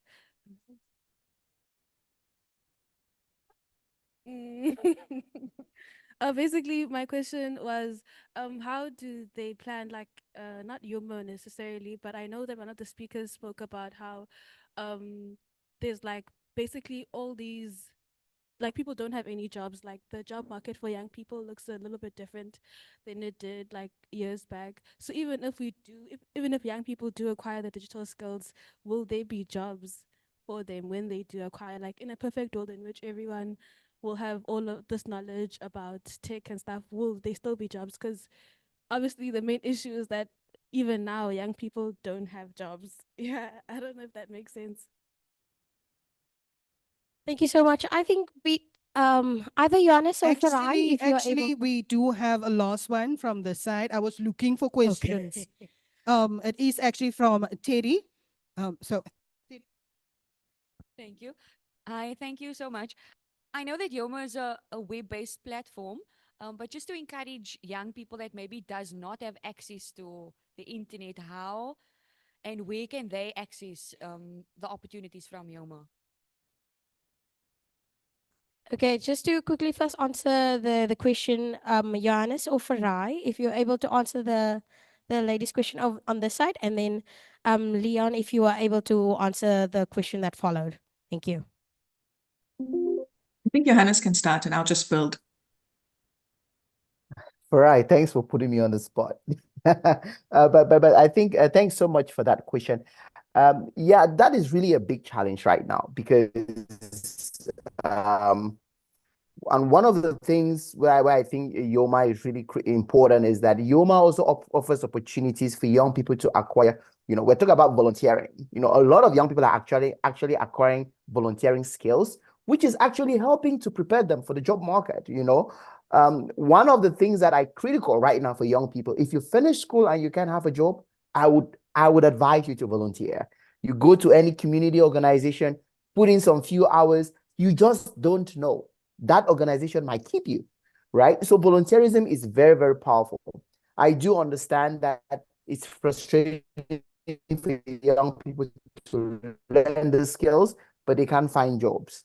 And that's just the reality. So like Farah was saying, how do we start engaging the private sector? How do we incentivize the private sector to create more jobs?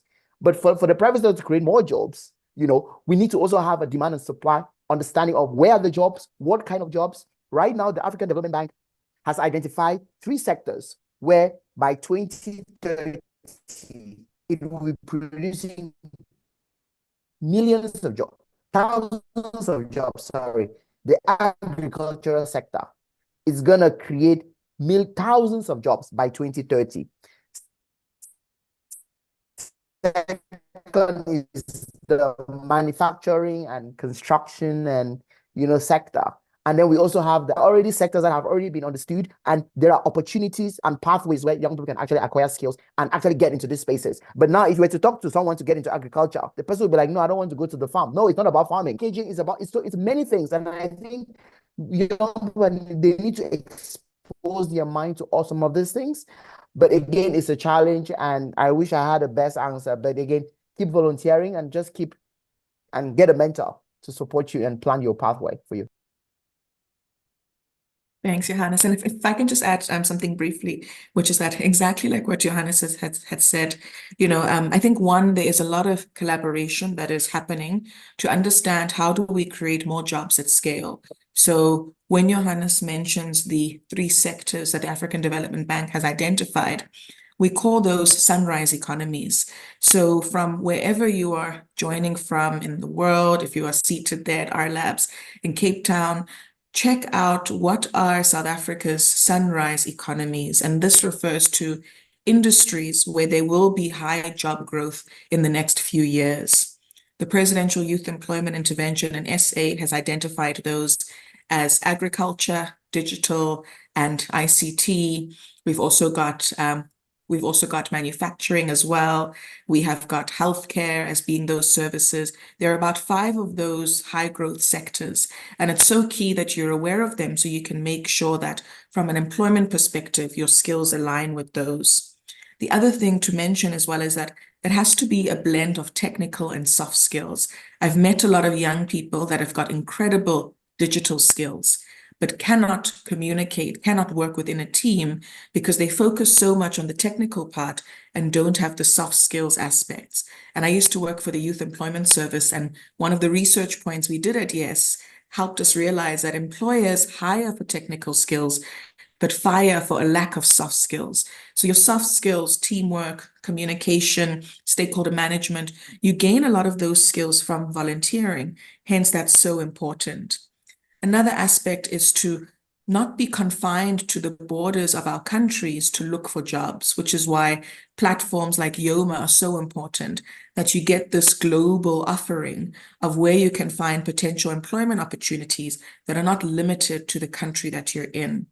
And the last thing to say, and this may sound controversial, and I promise you I'm saying it because I'm also a youth, but at times as young people, we complain that there aren't enough jobs, but are we spending the same amount of time on TikTok as we are on LinkedIn? And I think we do have to have that honest conversation, because where we are investing our time is where we should be investing in ourselves. And a lot of the time there's this mismatch to say, I can't find employment. I'm just going to go and scroll on Instagram and watch reels, which I definitely do as well. But then where is the investment in your growth, in how you are growing? What about reinvesting that time into Yoma so that you are equipping yourself as much as possible? And I think we have to be frank in these conversations. And yeah, absolutely, very excited for us to have this. And if you would like a mentor, I am also here as well. So please don't hesitate to reach out. Thank you so much, Farai, and thank you so much, Giannis. I think the other question was from Teddy to Leon. Over to you, Leon.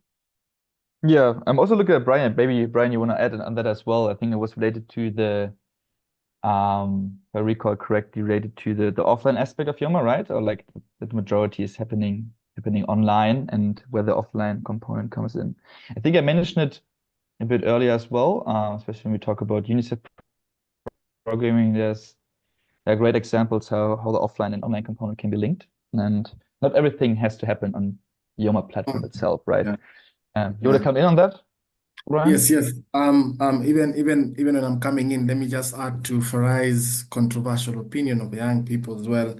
I also feel like for the young people who have been able to get opportunities, they become ambassadors for the other guys who are outside, because most of the guys who have gotten these opportunities have either not provided, haven't been committed, they haven't given effort, and it creates an assumption that you represent your generation. So I feel for the young people who always want these opportunities, if you get them, kindly do your best, because you're opening up a pathway for other young guys who are coming behind you, either with the assumption that you create or anything you're creating there.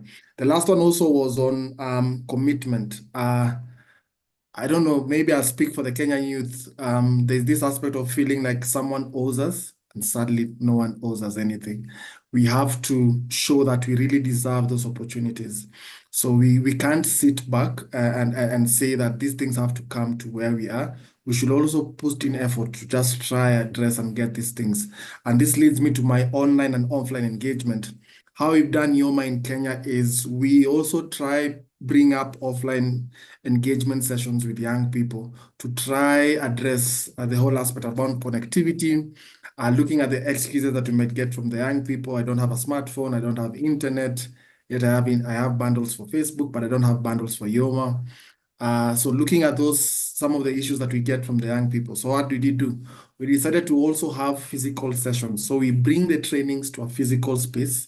We've done this in the most creative way. We've had a digital skills training at a football tournament, and the team that won the tournament got to access this training for free. So we were able to link up something physical with something that is happening online and trying to see how do we create synergies. Johannes mentioned volunteering activities. We've been pushing volunteering activities for young people in our communities through market cleanups, tree planting activities. And as you've indicated, I think previously when we started, you realized that Kenya does not have a way of rewarding the ZLTO points. So what do we do? For those ones who get points from this activity and they've redeemed on the platform, we now bring them physical activities for trainings as well as fun activities. So we've been also pushing this content towards social media spaces.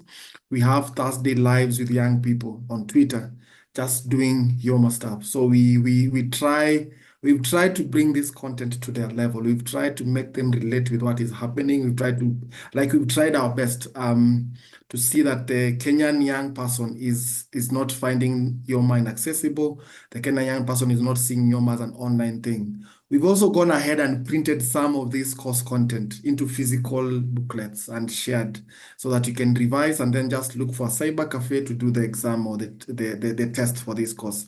So we've really tried for the Kenyan youth in this meeting can attest to this.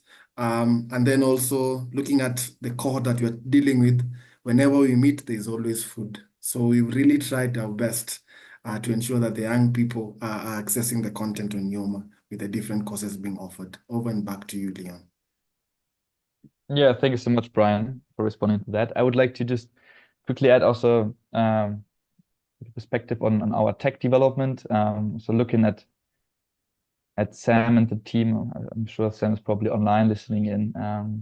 So shout out to them for the great new platform. But we're also in discussion right now to go a bit further in terms of the next iterations, to also look at chatbot solutions, for example, interacting with Yoma through WhatsApp, discussion with existing UNICEF solutions as well. Looking also at Camilla and Ben from South African office, driving that forward. So there are options out there to reach also more marginalized young people, and to significantly reduce also the data usage needed to access Yoma. And also another example is besides the great activities that Brian shared from Kenya, there are also great activities going on in Burundi, where actually Yoma is used in groups actually. And Burundi, they have soccer solidarity, like savings groups of young people.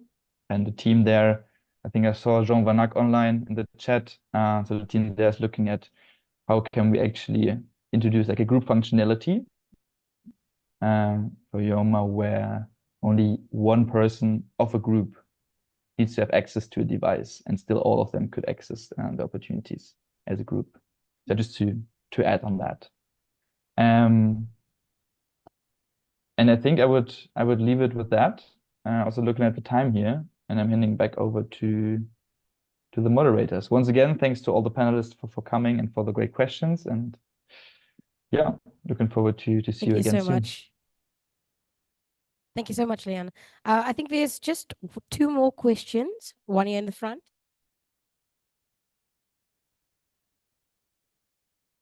Oh, hi, everybody. Hi, everybody. I'm Lu and I'm from Umuzi. I have just a question for the panelists and maybe somebody else who can answer for me. In case you guys didn't hear, I'm Lu from Umuzi. The question really has to do with, like, we've heard a lot of conversation on like youth being ready for employment, youth getting themselves ready and getting themselves on platforms like Yoma. And as a young person myself who interacts with the other young people who are looking for jobs, I do understand that there are a lot of people that are really keen and they are putting themselves forward and they are seeking out platforms such as Yoma, because the people who are going to use Yoma are people who want to upskill themselves. There are people that are really interested in being ready and being employable. And with that being said, there's this like problem, or I would say there's this gap where people are saying, I have the skills, I have made myself available, I have reached out and I'm speaking to people and I'm applying every second of every day that I can. I'm applying, even though I hate doing cover letters, I'm applying, but I'm just not getting an interview because my CV is being chucked out by an AI model or something. So then, like, how do we make that connection, or how do we bridge that gap of getting people who are willing and ready and enthusiastic about being employed into interview chairs? Because so many people that are young and are enthusiastic do believe themselves to be employable, but they just believe that they just need the opportunity to show that to the people who are employing. Because again, there are so many jobs that are out there. You'll apply for something, you won't get the job, and then you'll go check a week or a month later, and the job opening is still open, which means that position hasn't been filled, and you are available and for that job. You see what I mean? So it's like, how do we then bridge that gap for people to be in front of other people and then to be seen to have those opportunities? Yeah. Thank you so much. And then the question over there at the back. Okay, so we have one from Calvin.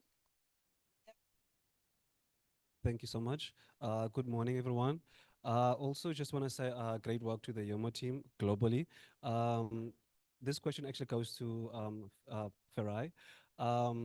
So there are actually young people globally, like Zambia, Nigeria, and Uganda. So yeah, so those young people, they actually have entry-level phones. So how can they actually access Yoma and take control of these awesome opportunities and this ecosystem? So that's the question. Thank you. Thank you so much, Calvin. So anyone on the panel can answer the first question, and the second is for Farai. Thank you.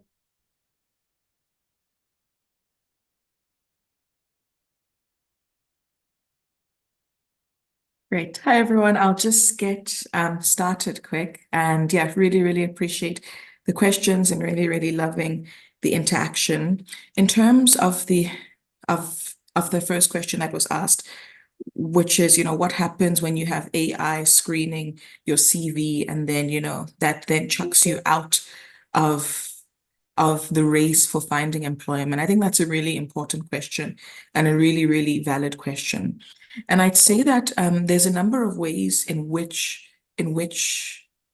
despite that being the case, you can still take control over your applications. The one is to ensure that the CV template you use best highlights your skill sets.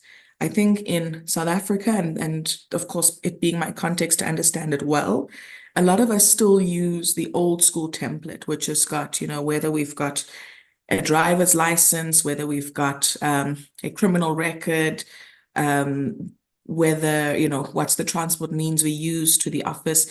That is a really old school CV that I urge anyone that's still using that to please chuck out. There are newer, more crisp CV templates which are out there, which can help you pinpoint exactly what you need to on your CV. I review a lot of youth CVs each month, and one of the things I often find is that, one, young people don't include volunteering in their CV, which is so key that you include because there's key skills that you gain. Two, a lot of the times we only focus on technical skills, but we must include our soft skills as well. Three, when we're referring to former work experience, we often just have what was included in our job description, instead of actually including what's the value that you brought to the workplace. So if you are a receptionist within a company, as an employer, I would love to see how many calls do you answer per day? What is the value that you add in the company? Are you arranging different meetings? Are you engaging with clients? What is your real value add? So if we focus on the skills you have and your value, that's a great way to really put your best foot forward within your CV, and then have an accompanying cover letter, should it be required, that also further demonstrates the value. Two other practical tips which I'll share, which have worked for me, is that you must have a strong profile on both a Yoma platform and also a LinkedIn platform. When you do have a strong profile, you then enable yourself to say, let's say I'm interested in the consulting industry. who are consulting giants that I want to connect with. And what I would do is to then send through a message to maybe the CEO of a consulting firm or the head of HR and just say, I'm really interested in the firm. I'd really love to learn from you. Can I please have a 15-minute virtual coffee? And trust me, that 15-minute coffee then turns into a half an hour discussion about yourself, the firm, your skill set, and you can really position yourself incredibly well. The third thing that has worked is to look at different networking opportunities. When you volunteer, you meet others and you network. When you then specifically attend networking events, which many of the time are free, you network. This very platform today is a networking event where you can network with others. And there's so many employers in the room with you that you can look at how to tap into. So as young people, I think that noting, the context we find ourselves in, which is a very difficult one with the unemployment stats, there is still a way in which we can take charge in terms of how exactly we position ourselves. And I must say that when I got back from doing my studies, I was unemployed for some time because I was arrogant in thinking that, no, I've got a master's degree from a good university, opportunities will come to me. And reality hit hard, and I had to put myself out there. And so really figuring out what can work for you to get yourself out there. The other question from Calvin, which is a really important question, I think that Leon would be better placed in terms of really answering this question. Calvin, you always leave difficult questions for me, but I think just to share, the Yoma team has been doing a lot of work in terms of how do we make Yoma more accessible based on the sort of phone that you've had. I know we've had some workshops historically where we were brainstorming, what can access look like if you've got an entry-level phone. So I'll leave that question for the Yoma team just to deep dive into a bit more. Thanks all. Yeah, thanks so much, Farai. Let me jump on that second part of the question. It's a great question. I think I partially, maybe, hopefully, responded to that in my previous response, sharing some insights from Burundi, and I think also Brian shared great examples from Kenya, because I think especially leveraging, or let me frame it differently. I think getting young people where they are is the most important thing here, that everyone who's involved in Yoma and delivering programming activities for young people on the ground need to consider. So where are the young people at? And if there are, for example, existing structures that young people are visiting, for example, youth centers, community hubs, tech hubs, I think this is also an important way to go to actually, get the young people where they are and bring the programming to them. This is one part. And I think also some colleagues from Amusia, I think, are also at the event in person. And I know you guys are also looking into collaborating with these digital centers, right? Where young people can actually come to and have access to a computer, which they might do not have at home. So I know, it's for sure it's difficult to reach all of the marginalized youth, but I think Yoma is really trying hard to improve our programming in that regard. So it's a tough question, but I think we're in a good way. And secondly, it's the tech component I mentioned earlier. So how to best leverage also low-tech solutions. Not only allowing to communicate via chatbots, but also to probably allow to respond to notifications related to Yoma via a feature phone. So this is also where YouReport comes in as a UNICEF solution. If you want to learn more about YouReport, you can just type in YouReport in your browser. So it's a global messaging tool from UNICEF to actually survey young people and engage young people on surveys, but also to promote opportunities, which we are testing or using already in different countries where Yoma is active. This would also allow to get, for example, promotions, advertisements from Yoma on your phone, and then you can take this to a place where you can actually access maybe another device to be able to access courses. I would leave it with that, and handing back over to the moderators. Thank you so much. Thank you so much. Thank you so much, Leon. Thank you so much, Farai, Johannes, and our panelists. I'm handing over to my favorite colleague, Chantal, to introduce some people for us. It looks like you guys are sleeping, like truly. When I'm at the back, it seems like, are you guys still good? Are you not? It doesn't seem like it. But anyway, it's been a long morning. We had a lot of information given to us. Who I am going to call up right now. So this person is going to be given the Goodwill Challenge announcement. It is Desmay. She's the operation manager of Yoma HQ, and she will be doing that section for us. Thank you, Welcome, Desmay. Desmay. A round of applause. Hello, thank you so much. I really hope that everybody enjoyed the event today. Yeah, so I was appointed to do the Goodwill Challenge or announce the Goodwill Challenge, and this is also just something that us as young people, and I'm including myself here because I am young. You know, I'm not saying you young people. I'm saying us as young people can get involved in. So I'll just yeah, it's a Goodwill Challenge and.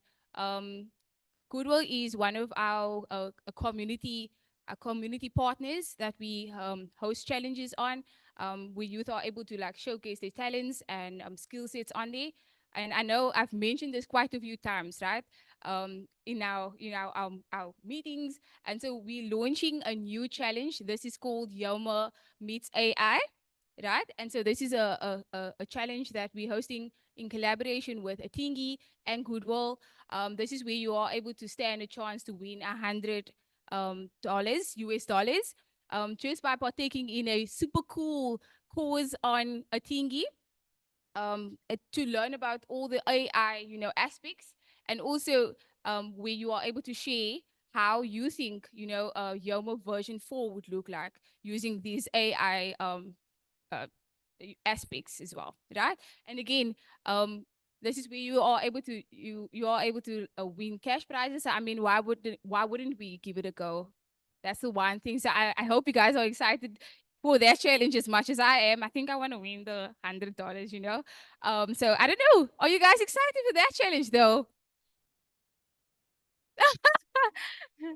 Okay, maybe we should push up the cash prizes a little bit, and then I think the enthusiasm would kick in more, right? Hey, sorry, $1,000. Okay. I hope our online audience also heard that Goodwill and and a thingy.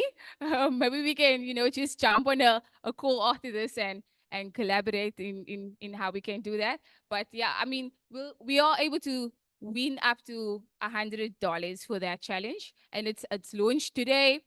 We'll also get an opportunity later for those of us that are staying to engage more on the Atingi platform itself, right? So hoping to see you all there. And I mean, I'm also just gonna share a few words of thanks. This has been like a fruitful event, I want to say. I think more towards the last part, you guys were like all engaging. I love the fact that there was questions from the audience and we were able to engage with the panelists, right, in our online community. So yeah, I'll just allow me to do a few words of thanks.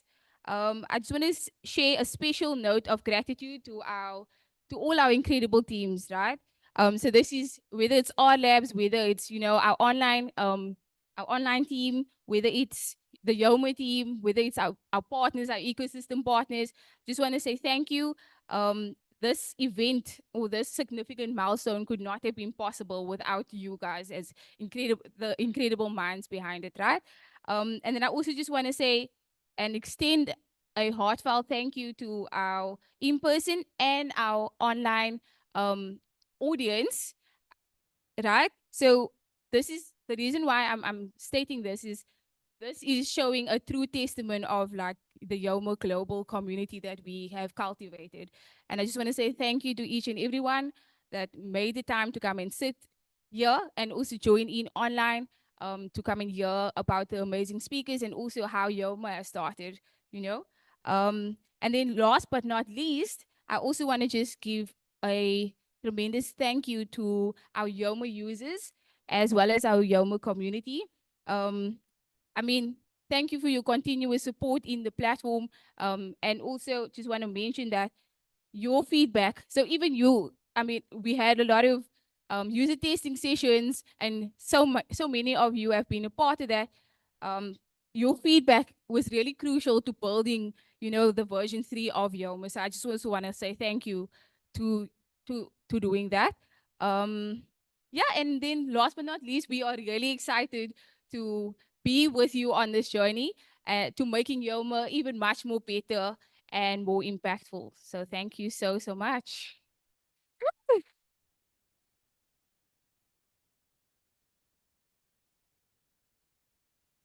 Okay, so this is just a announcement to our in-person community. We're going to have a little bit of a break, right? And of course, we have some refreshments and some goodies that you will be able to enjoy over there. And then we'll have a bit of a little break, so that a 20-30 minute break, and then we'll continue with our atingi workshop. The workshop is actually titled Ignite with Atingi. Again, this is an opportunity for you to engage on the platform and engage in the amazing opportunities that they make available to us. So yeah, thank you so much and enjoy the refreshment break. Woo!